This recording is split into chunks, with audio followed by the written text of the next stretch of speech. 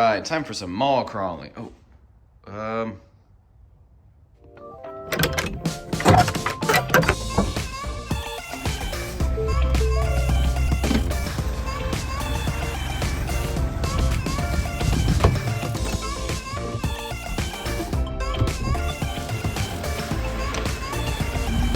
Okay, so here we have the Bronco and the Wrangler. Now, real quick, before we get into this, before we talk about which one do I like better, I want to quickly point out that I'm not necessarily talking about this particular Jeep in that particular Bronco, because this particular Jeep means a lot more to me because this is, you know, the first car that I ever purchased new, and, you know, I ordered it from the factory. I mean, technically I did for that as well, but this one just means a lot more to me. So real quick, just want to preface this by saying, between these particular two, that one would leave every day of the week because this just means more to me. But we're gonna put that aside and talk about overall between the most capable two-door Bronco, a Badlands Sasquatch package, and the most capable two-door Wrangler, a Rubicon. Which one do I like better as a overall vehicle? Okay, so first thing that I thought we'd do is talk about the Bronco and just go over some of the brief things that the Bronco does better than the Wrangler. I've already kind of done this before in a couple other videos where I kind of compared them directly to each other.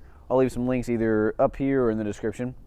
I don't know, I'll decide at some point. So real quick, the Bronco rides better on road because it's got a longer wheelbase as well as the independent front suspension. That's no real surprise, but it does, it rides better. Being that it is a bigger vehicle, you do get more space on the inside. You know, more space for you and people, dogs, whatever.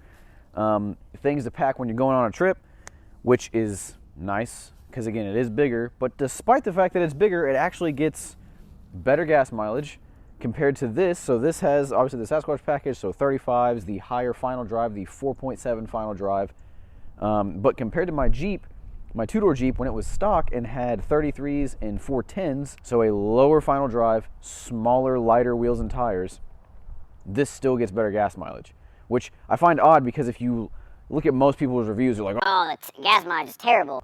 Like, when you got to take that with a little bit of a grain of salt, because most of the dudes who get these on press vehicles, you know, they keep their foot in it. They're not driving it how they would normally drive a vehicle. But I can tell you, after owning both of them, this one consistently gets better gas mileage than the Jeep did. So keep that in mind. Other than all those things, the Bronco also has, in my opinion, when it's two-door to two-door, much better two-door powertrain options. Like, not even close. The four-cylinder makes more power and torque than both four-cylinder and V6 engines in the Jeep. And the V6 makes more power and torque, again, than both of them, while still maintaining to get better gas mileage. Downside to the V6 is on the Bronco is you can't get a manual, but in the four-cylinder you can, whereas it's the other way around in the Jeep. But for whatever reason, Jeep has just stayed wanting to leave the two-door Jeep behind, not give it any new powertrains since they brought out the JL, whereas the Bronco, again, this is a Sasquatch package, 35s, locking front and rear diffs, the higher final drive, all that good stuff, but you can get that on any two-door or four-door Bronco, as well as any trim. However, for the Jeep was like, no, we'll only give you the Extreme Recon package on the four-door. Like, guys, what are you doing? You got a direct competitor here. Add the Recon package to the Jeep, but they don't do that. So the biggest tire you can get on a two-door Jeep from the factory is 33s. I have plenty of videos of me showing you what 35s with no lift does. But still, just like Jeep, up your game on the powertrain and the off-road packages for the two-door. Like, what are we doing? And again, when you're going up an altitude or as you're going up a steep grade, this will hold its speed much better than that. Plus, being turbocharged, as you climb an altitude, it doesn't affect it as much. Thing to point out real quick is obviously the hitch.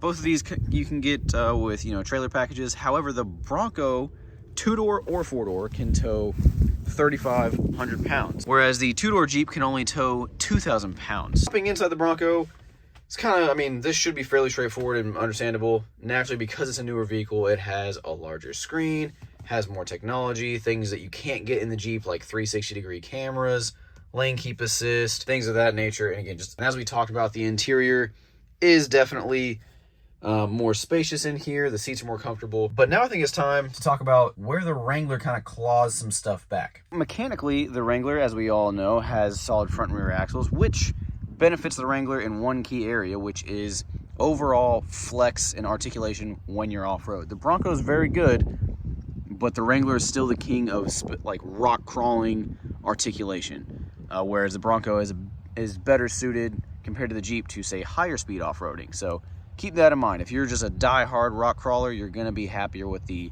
flex that you're gonna get on the Wrangler. Now, for the interior of the Jeep, one thing I need to point out, again, bought this brand new back in 2018. This has almost 60,000 miles on it. The Bronco only has maybe 17,000. But where the Jeep comes back is, although the interior tech of the Bronco is better and you have a little bit more space, the Jeep's interior is put together much, much better. You know, the interior plastics don't feel hollow necessarily. You know, when you touch certain things, they feel a bit more solid. It's still plastic, obviously, certain things, but this is metal. The shifter feels much better in this. But overall, again, with this thing being 6 years old now, almost 5 years old. Yeah, 5 years old, and having 60,000 miles on it, this interior doesn't rattle anywhere near what the Bronco does. The top has one little rattle in it. Other than that, this thing, I mean, nothing rattles here, nothing rattles here. None of this rattles. The top panel doesn't rattle, and yet the Bronco does. And as well as like grab handles, for example, feel way sturdier in this than they do in the Bronco. Next thing, where this one actually really bothers me. So again, this is a older vehicle, right? The Bronco knew what it was competing against when they came out. Ford guys knew this is going to compete with the Wrangler, So the Jeep, you can take the doors off, fold the top down, or take the top off, fold the windshield down. In the Bronco, you can do all of that except, for example, fold the windshield down. So you would assume, okay, you can't fold the windshield down. It's raked back a bit more. It's also a little bit more curved. It should be quieter. Complete opposite. The Wrangler is so much quieter.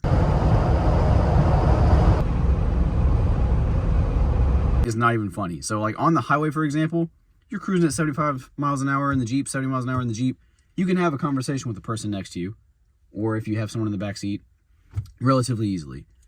In the Bronco, not the case. At 70 miles an hour, it is so loud. It's one of the first things people say when they get in it.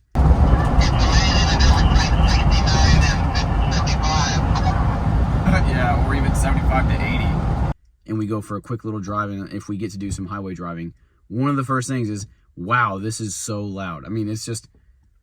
So that's important to you. If wind noise and I want it to be quieter is important to you, the Bronco loses that one badly. It is not even close. Those are just some of the differences, and now it's time to tell you guys which one I would pick, or at least recommend to somebody if they were going to buy one. So if you're only going to get a two-door, and you're like, well, I just want to know what is the best two-door off-road vehicle overall, the Bronco. Which I know is going to shock some people, but overall, the Bronco, it drives better. Again, you get better gas mileage, it's a better daily. You lose a little bit of rock crawling capability, and I mean just a little bit. I mean, I have videos showing this thing going off-road plenty of times. You lose a little bit of articulation. You gain some high-speed off-road capability.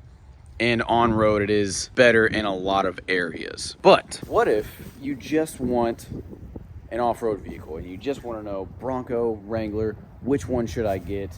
Well, I feel like it's pretty easy if you're familiar with my channel, because I only bought 2 of one of these.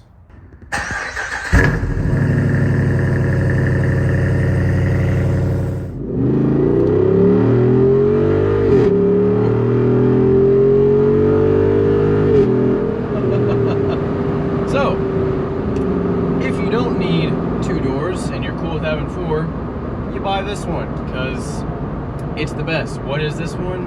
It's the Wrangler 392 with the 6.4 liter V8, 470 horsepower.